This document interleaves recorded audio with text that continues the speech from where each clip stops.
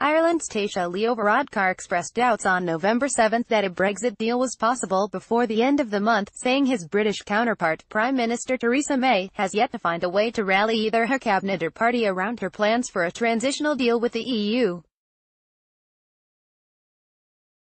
With every day that passes, the possibility of having a special summit in November becomes less likely, Varadkar said after meeting with Finnish Prime Minister Juha Sipila in reference to the widely held belief that a breakthrough is needed within a week if a Brexit deal is to be sealed. The EU had planned a special summit to sign off on a possible Brexit deal later this month, but negotiators have been unable to reach a satisfactory agreement over the status of Northern Ireland. Brussels is calling for a new so-called backstop arrangement as part of any withdrawal agreement that will ensure that the border between the UK, which Northern Ireland will remain a part of, and EU member Ireland remains open after the United Kingdom withdraws from the EU in March 2019. The current backstop agreement envisages a border transfer between Ireland and Northern Ireland in the Irish Sea, keeping this part of the UK in the customs union and the single market. The UK is proposing an agreement that will keep the whole of the UK in the customs union and the single market for a limited period of time. Ireland, however, wants a guarantee that the UK cannot unilaterally reinstate a hard border that would, once again, divide the island.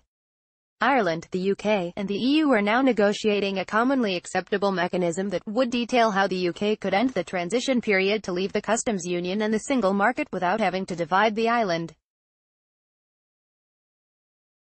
The 1998 Good Friday Agreement that ended 3 decades of sectarian fighting in Northern Ireland requires London and Dublin to guarantee the freedom of movement throughout the whole of Ireland. The agreement was, at the time of signing, inked by all sides on the basis that both the UK and Ireland would be EU members.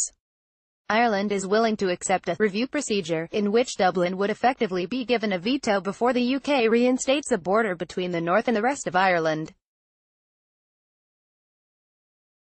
On November 7, May's cabinet was invited to review the draft Brexit deal with the EU that did not include a no-border guarantee for Northern Ireland, as it is still under negotiation. Hardline Brexit ministers are willing to consider a series of transitional arrangements for the UK so long as there is a clearly defined end date, a prospect that will be difficult as an Irish veto makes an end date hard to define.